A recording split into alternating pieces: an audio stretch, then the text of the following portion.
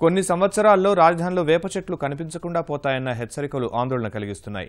బహుళ ప్రయోజనకరమైన వేప చెట్లు పరాన్నజీవి బారిన పడటమే అందుకు కారణం. ఆహారం, ఆశ్రయం కోసం వృక్ష సంపద మీద ఆధారపడే పరాన్నజీవి నగరంలోని వేప చెట్లకు ముప్పులా పరిణమించింది. అధికారులు స్పందించి పరాన్నజీవిని తొలగించకుంటే ఔషధ వృక్ష జాతిని కోల్పోతామని నిపుణులు తెలియజేస్తున్నారు. విస్తరిస్తున్న భవనాలు, వెడల్పవుతున్న రోడ్లు, రవాణా అవస్థలను తప్పించే ప్రయత్నాలన్నీ పచ్చదనాన్ని కనుమరుగు చేస్తున్నాయి. ఇప్పటికే నగరంలో పెద్ద పెద్ద వృక్షాలు కనుమరుగైపోయాయి. ఇక మిగిలిన కొద్ది గొప్ప పచ్చదనానికి ముప్పు వాటిల్లుతున్నా పట్టించుకునేవారే కరవయ్యారు. ఉద్యానవనాల్లో, ప్రభుత్వ కార్యాలయాల్లో, కళాశాలల్లో ఇలా ఎక్కడి వేప చెట్టును చూసినా చెట్టు కాండంపై వికృత ఆకారాల్లో అదనపు పెరుగుదలలు కనిపిస్తుంటాయి.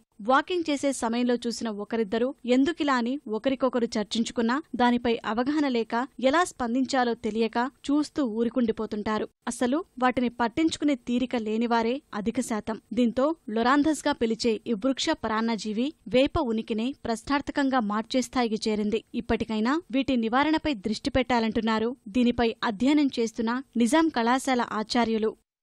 ఇది జనరల్గా పాక్షిక కాండ పరాన్నజీవి. ఇది చెట్లపైన ఎక్కువగా మన హైదరాబాద్లో వేప చెట్ల మీద పెరుగుతుంది. వేప చెట్ల మీదనే ఎందుకు పెరుగుతుంది అంటే వేప చెట్ల యొక్క కాండం గరుకుగా ఉండడం వల్ల దానికి అనుకూలంగా ఉంటుంది.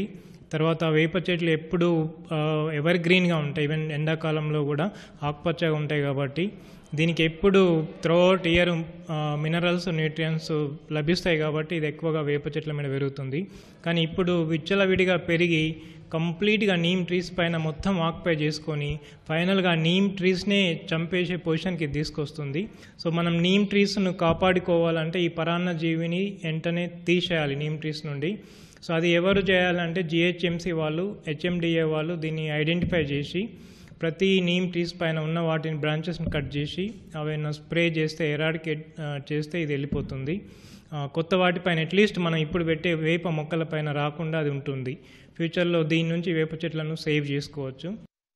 పరాన్నజీవుల రాణిగా పిలిచే ఈ వృక్షభక్షి పెద్ద పెద్ద వేప వృక్షాలకే గొడ్డలిపెట్టుగా మారింది. మామిడి, సపోటా వంటి పండ్ల తోటల్లోనూ ఇది నష్టం చేస్తోంది. వీటి కాయలను తిన్న పక్షులు వేసే రెట్ట ద్వారా ఇవి చెట్లపైకి చేరతాయి కనుక వీటి నివారణ అంత సులువేం కాదు. అందుకే పూతకు రాకముందే పరాన్నజీవిని తొలగించెయ్యాలి. స్థానికంగా బదనికగా పిలిచే ఈ వృక్షభక్షి మనకే కాదు, ఆఫ్రికా, దక్షిణాసియా ఖండాల్లోనూ తన ప్రతాపం చూపిస్తోంది. పెరటిలో పెరిగే దానిమ్మ, సీతాఫలం, జామలాంటి పండ్ల మొక్కలను వదలని ఈ పరాన్నజీవి దాదాపు 150 రకాల వృక్షాలపై పెరుగుతోంది. నగరంలో ఎక్కడి వేప చెట్టును చూసినా కనిపించే ఈ పరాన్నజీవిని ఆదిలోనే గుర్తించి నిర్మూలించకపోతే పచ్చదనం, పర్యావరణంపై తీవ్ర ప్రతికూల ప్రభావం చూపుతుందని పరిశోధకులు హెచ్చరిస్తున్నారు. ఈ పరాన్నజీవి మొక్కలోనూ ఔషధ గుణాలున్నట్లు నిపుణులు చెబుతున్నారు. వేపపై నుంచి తొలగించిన ఈ పరాన్నజీవిపై ఔషధ నిపుణులు మరిన్ని పరిశోధనలు సాగించవచ్చంటున్నారు. డిసడ్వాంటేజెసే కాకుండా అడ్వాంటేజెస్ కూడా కొన్ని ఉన్నాయి. వాళ్ళు ఫార్మాస్యూటికల్ కాలేజ్ వాళ్ళు, ఇన్స్టిట్యూట్ వాళ్ళు, తర్వాత కెమిస్ట్రీ వాళ్ళు కొన్ని ఫైటోకెమికల్ స్టడీస్ చేసి దీంట్లో ఈ ట్యూమర్స్లో, తర్వాత దీని ఆకుల్లో యాంటీ ఆక్సిడెంట్ ప్రాపర్టీస్, కెమికల్స్ ఉన్నాయని చెప్పి వాళ్ళు రివీల్ చేసిండ్రు. తర్వాత దీనిపైన ఫైటోకెమికల్ స్టడీస్ చేస్తే దీని నుండి మనం క్యాన్సర్కు డ్రగ్ తయారు చేసుకోవచ్చు. మనం దీన్ని ఇలా ఔషధంగా కూడా యూజ్ చేసుకోవచ్చు.